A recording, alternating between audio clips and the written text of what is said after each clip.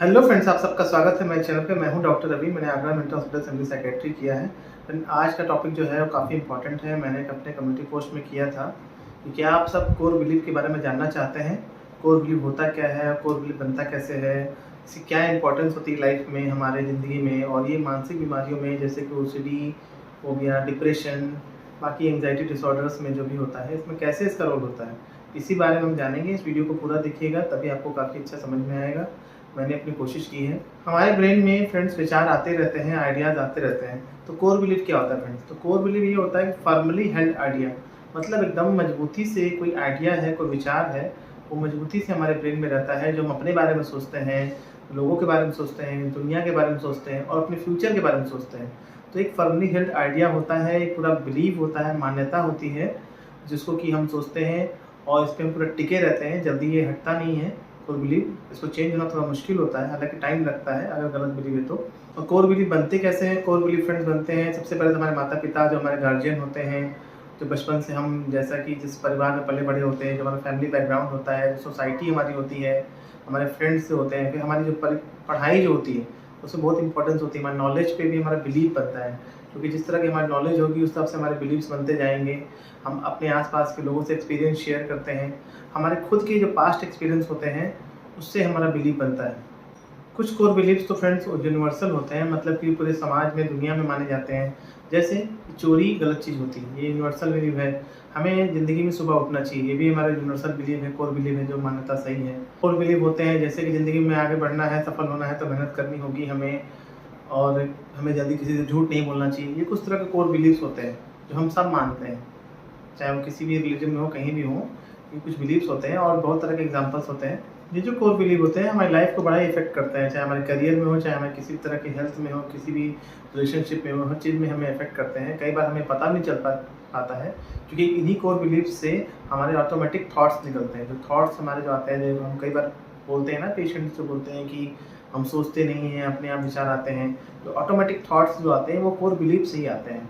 इसके एग्जाम्पल्स मैं और बीमारियों को लेकर बताऊँगा, और ये कई बार हमें पता नहीं चल पाता है।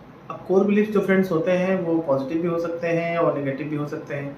और जैसे कि अगर पॉजिटिव बिलीव है कि भाई मुझे लोग प्यार करते हैं, अगर मैं मेहनत करूँगा तो ज़िंदगी में सफल होऊंगा, लोग अच्छे हैं, हर जो फेलियर होता है लाइफ में वो एक चुनौती होती है और उससे हमें सक्सेस मिलती है। तो ये कुछ तरह के पॉजिटिव कोर बिलीव है जो बहुत से लोगों में होता है। ज़िंदगी में स्वस्थ रहना है तो हमें एक्सरसाइज करना चाहिए, अच्छे खाना खाना चाहिए, इस तरह के कुछ कोर बिलीव्स होते हैं हमारे। लेकिन अगर प्रॉब्लम तब आ जाती है जब हमारे कोर बिलीव नेगेटिव टाइप के होते हैं, तब हमें ये मानसिक बीमारियां होती हैं, जैसे डिप्रेशन, ओसीडी और बाकी तरह की जो प्रॉब्लम होती है।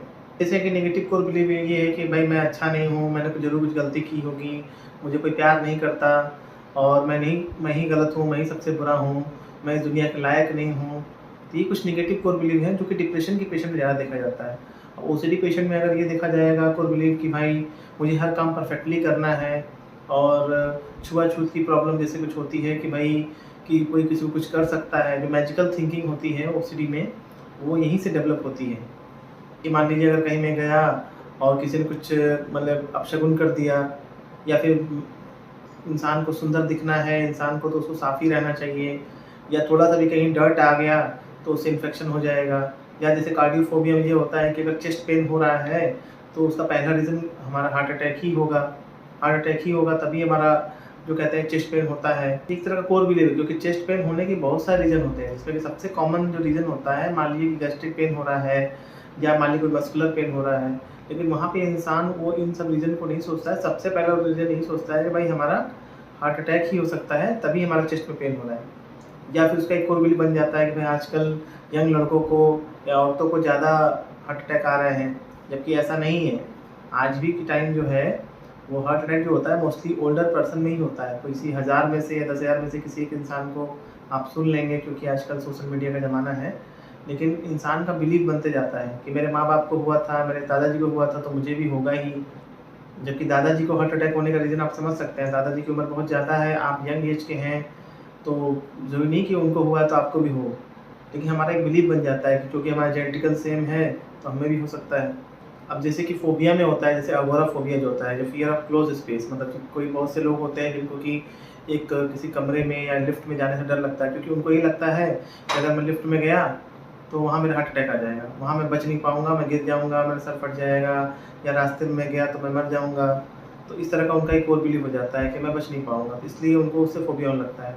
या डॉग फ़ोबिया जैसे हो जाता है रेबीज़ का, कि कहीं डॉग आके उनको अगर लिक कर लिया तो उनको रेबीज़ हो जाएगा। तो इस तरह की चीज़ें होने लगती हैं। तो ये सब कहीं न कहीं हमारे कोर बिलीव हो जाते हैं। या फिर किसी को एंग्ज़ायटी डिसऑर्डर हो गया है, जनरलाइज़ एंग्ज़ायटी हो गया है, जिनको ये लगता है कि भाई कुछ न कुछ हो जाएगा ज़िंदगी में। तो उनको ये लगता है कि भाई कि मेरे साथ लाइफ़ में कुछ न कुछ ज़रूर हो जाएगा, इसलिए वो चिंतित रहते हैं हमेशा, अपने जो लव्ड वन्स के लिए चिंता करते रहते हैं। या जिनको सोशल एंग्ज़ायटी डिसऑर्डर होता है, जहाँ पे उनको मान ली कहीं स्टेज पे जाना है या फिर लोगों से मिलना-जुलना है, तो उनको ये बड़ा ही मतलब एंग्ज़ायटी होने लगती है, घबराहट होने लगती है। उनको लगता है कि नहीं भाई, लोग मुझे जज करेंगे, मैं उतना अच्छा नहीं हूँ।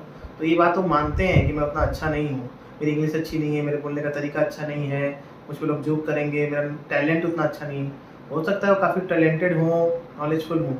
देखिए, कोई भी इंसान परफेक्ट नहीं होता है। इंसान के अंदर बहुत सारी अच्छाइयाँ होती हैं, कुछ कमियाँ होती हैं। लेकिन वो इंसान जो इस सोशल एंग्ज़ायटी से जूझ रहा है, उसको लगता है कि मेरा कम्युनिकेशन स्किल उतना अच्छा नहीं है, मैं तो हकलाता हूँ, लोग मुझसे मज़ाक उड़ाएँगे, मैं उतना अच्छा नहीं हूँ देखने में, मैं सुंदर नहीं हूँ। तो ये बात वो मानता है। हो सकता है वो देखने में सुंदर हो, लेकिन उसका एक और बिलीव है कि नहीं, मैं उतना सुंदर नहीं हूँ, मेरे बाल कम हैं, मेरी पर्सनैलिटी उतनी अच्छी नहीं है, मेरा जो कलर है, कॉम्प्लेक्शन है शरीर का, वो उतना अच्छा नहीं है, मैं देखने में उतना खूबसूरत नहीं हूँ। हो सकता है देखने में नॉर्मल हो, अच्छा हो वो, लेकिन फिर भी ये होता है ना कि उसका एक बिलीव है ये। इंसान की खूबसूरती फ्रेंड्स सबसे अच्छी उसके मन में होती है, शारीरिक सुंदरता उतना मायने नहीं रखता है। इंसान का जो कोर बिलीव होता है वो उसको प्रॉब्लम करने लगता है। अब डिप्रेशन में जैसे कोई इंसान मेहनत कर रहा है, कमा रहा है, मान लीजिए 1 लाख कमा रहा है, लेकिन वो अपने पड़ोसी को देख के या अपने किसी और को इंसान को, रिश्तेदार को देख के फ्रस्ट्रेट हो रहा है कि नहीं भाई, मैं उतना नहीं कर पा रहा हूँ, मुझे तो 5 लाख कमाना चाहिए था। लेकिन फिर भी हो सकता है 1 डेढ़ लाख कमा के वो खुश, मतलब उसका काम चल जा रहा है, लेकिन दूसरों को देख कर उसको लग रहा है कि नहीं, मैं नहीं कर पाऊँगा और मुझसे नहीं हो पा रहा है। अब कोई लड़का है जो तैयारी कर रहा है, मान लीजिए क्लास में फर्स्ट सेकंड रैंक ला रहा है, लेकिन उसको लग रहा है कि अगर भाई किसी बड़े मेडिकल कॉलेज में नहीं हुआ तो मैं ज़िंदगी बेकार है। अगर वो लड़की मुझे प्यार नहीं की रिलेशनशिप में तो मेरा लाइफ ख़राब हो गया, मैं किसी और करने लायक रहा ही नहीं। तो ये हमारी कुछ खुद ही हम मान्यता मान लेते हैं। अब इसको फ्रेंड्स मैं ओसीडी में एग्ज़ाम्पल में आपको डिटेल में बताता हूँ। जैसे कि एक लेडी थी जिनसे मैं कंसल्टेशन करता हूँ। उनके गाँव में एक और बिलीव था कि जब भी कोई इंसान मान लीजिए किसी के मरने पे जा रहा है, कहीं भी चला गया, अगर शमशान चला गया या खबर सुन ली, तो उनके यहाँ लोग आकर नहाते थे। तो अगर वो उसको ये बात हो गया था कि वो लेडी कहीं और शिफ्ट हो गई थी, कहीं और रहने लगी थी, ठीक है? लेकिन वो जिस सोसाइटी में अब जहाँ रहती थी, वहाँ पे लोग किसी के मरने जाने पे या खबर सुनने पे नहाते नहीं थे। हाँ, कोई अगर डायरेक्टली चला गया शमशान घाट, वहाँ से आया तो लोग नहा लेते थे। लेकिन उस लेडी का ये हो गया था उसके गाँव में कि जो लोग जाते थे किसी के मरने पे या वहाँ से आते थे तो पूरा घर धुलना या घर में सफाई करते थे। तो उस लेडी का ये कोर बिलीव हो गया था कि अगर मैं नहीं नहाऊँगी तो मेरे घर में अपशगुन हो जाएगा। वो प्रॉब्लम इतना ज़्यादा बढ़ गया कि वो किसी की खबर सुनने के बाद, किसी के मरने की खबर सुनने पे भी नहाने लगती थी। क्योंकि उनका ये कोर बिलीव था कि अगर किसी के मरने की खबर सुनने पे या किसी के मरने की बात सुनने पे या मैं कहीं चली भी गई, तो अगर मैंने नहीं नहाया तो मेरे परिवार के साथ अपशगुन हो जाएगा। होता है क्या फ्रेंड्स कि मान लीजिए किसी के साथ ऐसा पास्ट एक्सपीरियंस में हो गया, मान लीजिए उनके जहाँ पे वो रहती थी अपने मायके में, वहाँ पे कोई गया, मान लीजिए किसी के शमशान पे, वहाँ से आया, अगर मान लीजिए उसने नहा लिया लेकिन घर को नहीं धुला या जो भी किया, अगर उसके घर में कुछ बुरा हो गया तो वहीं से हमारे मन में बात बैठ जाती है कि अगर मैं वहाँ गई थी या मैंने वहाँ पे किसी पड़ोस में मरने पे गए थे, वहाँ पे आके घर को नहीं धुले या नहीं चीज़ किए तो हमारे साथ गलत हो गया। लेकिन फ्रेंड्स, ऐसा ज़रूरी नहीं कि फ्रेंड ये चीज़ें बार-बार हों। आपका ये कोर बिलीव आपको ये परेशान कर रहा है। मैं ये नहीं कहता कि मान लीजिए किसी के मरने पे गए हैं तो आप घर पे आके नहाइए नहीं, या आपको ऐसा लग रहा है तो। लेकिन ऐसा भी नहीं है कि आप किसी की खबर सुन लें मरने की या आप दूर से देख लें तो आप घर पे जाके नहा रही हैं, पूरा घर धुल रहे हैं, इसका कोई रिलेशन नहीं है। यही तो रॉन्ग कोर बिलीव है जिसको कि आपको करेक्ट करना है। आपको ये देखना है कि आपकी सोसाइटी में बाकी लोग जो हैं, पड़ोसी, क्या ऐसा सब कर रहे हैं? और मैं हमेशा सबको ऐसा बोलता हूँ कि आपको ऐसा काम करना है जो कि नॉर्मल है, जिसमें कि आपको घबराहट ना होती हो। हर वो काम जिसमें कि आपको घबराहट ना होती वो सही है। आप देखिए कि आस-पास लोग जो आपके मायके में लोग जो हैं, क्या वो ऐसा काम कर रहे हैं? आपकी सोसाइटी में लोग ऐसा काम कर रहे हैं? वो तो नहीं कर रहे हैं, लेकिन उनके साथ तो ऐसा कुछ बुरा नहीं हो रहा है। आप करके भी परेशान हो रहे हो, तो ऐसा बिलीव रखने का फ़ायदा क्या है? ऐसे कोर बिलीव रखने का हमें कोई फ़ायदा नहीं है। जैसे मान लीजिए कि कोई इंसान डिप्रेशन में है, वो ये बिलीव करता है कि नहीं उस लायक नहीं है काम करने के, बेकार है, उसकी ज़िंदगी बेकार है, तो वो कुछ कर नहीं पाएगा। मान लीजिए वो कोशिश भी करता है, लेकिन अगर उसका बिलीव ही ऐसा है कि नहीं वो उतना उसके अंदर क्षमता ही नहीं है, वो उतना टैलेंटेड नहीं है, वो तो उसमें क्या होगा कि उसको वो मेहनत भी करेगा तो उसके अंदर चूँकि बिलीव है, एक रॉन्ग बिलीव है, तो उससे उसकी पूरा आउटपुट नहीं निकल पाता है। इन कोर बिलीव्स को बदलने का, इन कोर बिलीव्स को ठीक करने का बड़ा ही ज़रूरी होता है, क्योंकि ये सारी जो बीमारियाँ होती हैं, ओसीडी और डिप्रेशन और फोबिया और पैनिक अटैक जो चीज़ें आती हैं, ये कोर बिलीफ से ही जनरेट होती हैं। क्योंकि कोर बिलीफ से क्या होता है कि हमारे थॉट्स जो होते हैं, ऑटोमेटिक थॉट्स जनरेट होते हैं। जब कहते हैं ना, कई बार हम पेशेंट बोलते हैं कि भाई हम सोचते नहीं, अपने आप मन में आता है, तो ये कोर बिलीफ से ही होता है। क्योंकि जैसा हमारा मन मानेगा, जैसा उसके, जैसे फॉर एग्जांपल कि मान लीजिए जैसा कंप्यूटर में इंफॉर्मेशन फीड है, जो भी चीज़ हम कमांड देंगे तो वैसे ही चीज़ निकलेगा। अगर फ्रिज हमारा है, फ्रिज में मान लीजिए ब्रेड रखे हुए हैं, ठीक है, पूरा फ्रिज में ब्रेड रखा हुआ है, अब वहाँ पे हम मैंगो, आम की डिमांड कर रहे हैं, तो मैंगो नहीं निकल पाएगा ना। जब भी निकलेगा तो ब्रेड ही निकलेगा। अगर फ्रिज में दूध है तो दूध ही निकलेगा। ऐसा नहीं कि हम वहाँ सोचें कि भाई वहाँ से क्या कहते हैं पनीर निकल जाए, तो नहीं निकल पाएगा। तो जैसा इन्फॉर्मेशन हमारे ब्रेन में फीड है कोर बिलीफ के फॉर्म में, सबकॉन्शियस ब्रेन में, वैसी चीज़ें थॉट के फॉर्म में निकलती हैं। जैसा थॉट निकलेगा वैसे हमारे की जो फीलिंग आएगी। अगर हमारे नेगेटिव थॉट आएंगे तो हमारा फीलिंग भी नेगेटिव हो जाएगा, उसी तरह का हमारा बिहेवियर भी हो जाता है। नेगेटिव थॉट्स अगर आएंगे, अगर मान ली मैं मानता हूँ कि नहीं मैं कुछ कर ही नहीं सकता हूँ, तो मेरा उस तरह की फीलिंग आ जाएगी, मुझे ख़राब लगेगा, तो मेरा बिहेवियर वैसा ही होगा, मैं कुछ कर नहीं पाऊँगा। अगर मेरे कोर बिलीव होंगे कि नहीं मैं कुछ कर सकता हूँ, मैं जो क्षमता है, ऐसा भी नहीं कि मैं अपने आप को बहुत ही विद्वान मानूँ या मानूँ कि नहीं मैं ही हूँ, दुनिया में मुझसे अच्छा कोई नहीं है, तो फिर तो वो मैनिया फॉर्म में चला जाएगा, या नार्सिसिस्टिक पर्सनैलिटी जो होती है, इसके बारे में मैं फिर कहीं बताऊँगा। लेकिन अगर मैं थॉट्स में नॉर्मल है, या मैं मानता हूँ नहीं ठीक है मेरे अंदर कुछ कमियाँ हैं, लेकिन मेरे अंदर इतनी भी कमी नहीं है, मैं पॉजिटिव भी सोचता हूँ, मैं अच्छा भी कर सकता हूँ, तो फिर मेरा मन कोशिश करेगा, क्योंकि उसको फिर अच्छी फीलिंग आएगी। सब बीमारियों को ठीक करने के लिए सीबीटी किया जाता है, कॉग्निटिव बिहेवियर थेरेपी, जहाँ पे हमारी सोच को ठीक किया जाता है। जो भी हमारे रॉन्ग कॉग्निशन होते हैं, हमारे रॉन्ग जो बिलीफ सिस्टम होता है, कोर बिलीफ, उसको करेक्ट किया जाता है। वहाँ पे एक पॉजिटिव और अच्छा जो रियलिस्टिक जो थॉट होता है उसको डाला जाता है, और उसकी बार बार जब प्रैक्टिस करते हैं, बार बार जब प्रैक्टिस करते हैं, तो वो जो नेगेटिव जो बिलीव है वो धीरे धीरे धीरे धीरे खत्म हो जाता है।